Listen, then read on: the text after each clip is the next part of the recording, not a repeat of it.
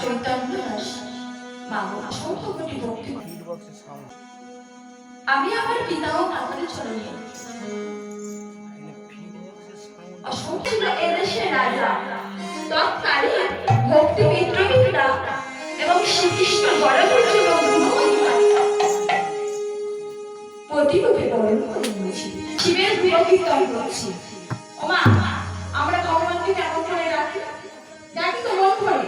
আজকে দেখুন আজকে কমলে এবং জগদা কেমন ভাবে ভগবানের কাছে গিয়ে কেমন ভাবে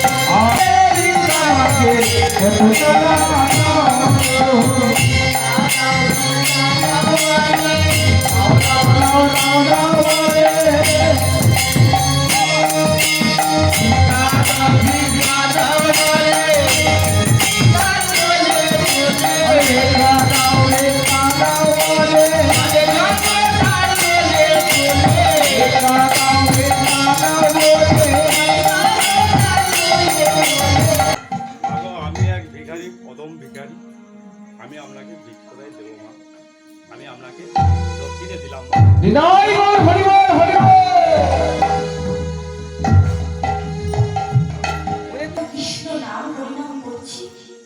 এই মায়ার সংসারে এসে সংসারে ততদিনই ভালোবাসবে যতদিন সংসার তাকে কিছু দিতে পারে। তাই তো যেদিন আমরা কিছু করতে পারবো না, সংসারের জন্য কিছু করতে পারবো না, সেই দিনই কিন্তু সংসার আর ভালোবাসবে না। তাই বিপদে হরিবাস হয়েছে, এত সুন্দর করে হরিবাসকে সাজিয়েছে। সবাই মিলে শান্ত হয়ে দেবে, একটু মনে ধরে দেবে কৃষ্ণ নাম। ও মনে কিসের কাজে আসা যাও ও জন্ম পেলি কার